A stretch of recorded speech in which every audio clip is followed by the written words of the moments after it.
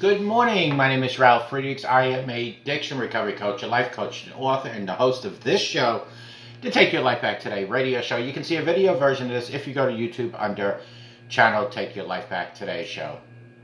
Friends, every Sunday afternoon after morning service at the church, the pastor and his 11-year-old son would go out into their town and hand out gospel tracts.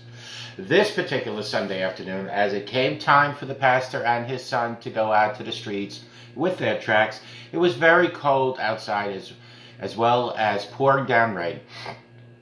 The boy bundled up in his warmest and driest clothes and said, "Okay, Dad, I'm ready."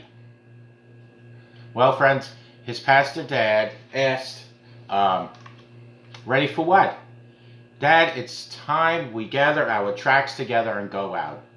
Dad responds, "Son, it's very cold outside and it's pouring down rain." The boy gives his dad a surprised look, asking, "But Dad, aren't people still going to hell even though it's raining?"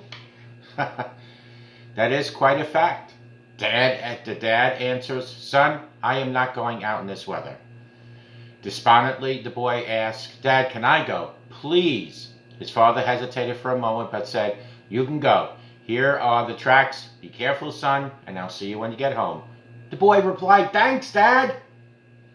And with that, he was off out into the rain.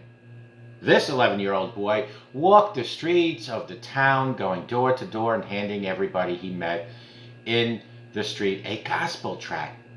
After hours of walking in the rain, he was soaking, bone-chilled, wet, and down to his very last tract. He stopped at a corner and looked for someone to hand a tract to, but the streets were totally deserted, probably due to the weather.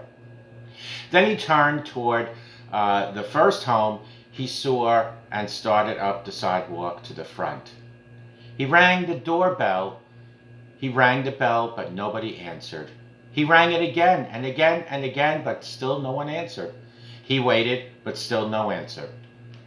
Finally, this 11-year-old trooper turned to leave, but something stopped him. Again, he turned to the door and rang the bell and knocked loudly on that door with his fist. He waited and waited, something holding him there on that front porch. He rang again, and this time the door slowly opened. Standing in a doorway was a very sad-looking elderly lady. Picture that. She softly asked, "What can I do for you, son?" With radiant eyes and a smile that lit her world up, this little boy said, "Ma'am, I'm sorry if I disturb you, but I just want to tell you that Jesus really does love you. I came to give you my very last gospel tract, which will tell you all about Jesus and his great love for you." With that, he handed her his last tract and turned to leave. Friends, she called to him as he departed, "Thank you, son, and God bless you."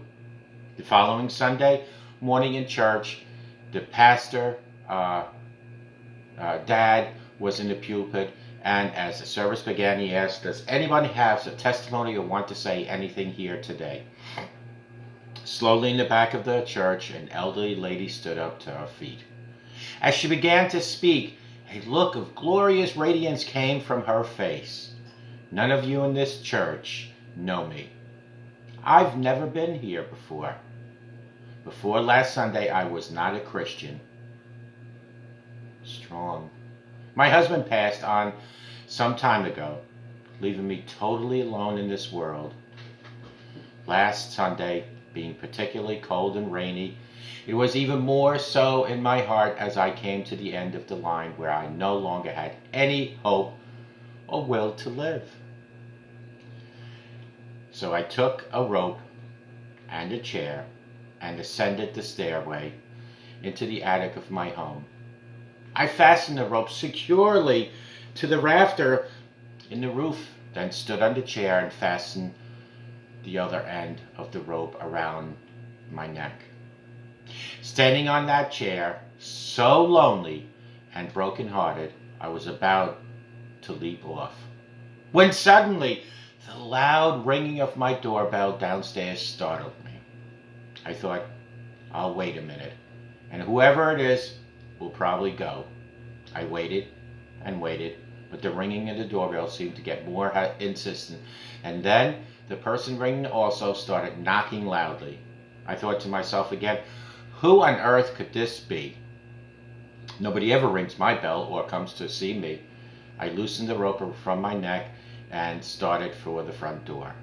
All the while, the bell rang louder and louder. When I opened the door and looked, I could hardly believe my eyes. Picture that, my friends. There, on my front porch, was this most radiant and angelic little boy I had ever seen in my life. His smile, oh, I could never describe it to you. And the words that came from his mouth caused my heart, that had long been dead, to leap to life as he explained with a chirrup-like voice, "Ma'am, I just came to tell you that Jesus really does love you. Jesus loves you, ma'am." Then he gave me this gospel tract that I hold in my hand. As the little angel disappeared back into the cold and rain, I closed my door and read slowly every word of this gospel tract. Then I went up to my attic to get my rope and my chair. I wouldn't be needing them anymore. Jesus had saved me. You see, I am now a happy child of the King, and since the address of your church was on the back of this tract that I hold, I have come here to personally say thank you to God's little angel who came just in the nick of time, and by doing so spared my soul from eternal and in hell. There were now no dry eyes in the church, as shouts of praise and honor to the King resounded off the very rafters of the building. Pastor Dad descended from the pulpit to the front pew where the little angel was seated. He took him in his arms and sobbed uncontrollably.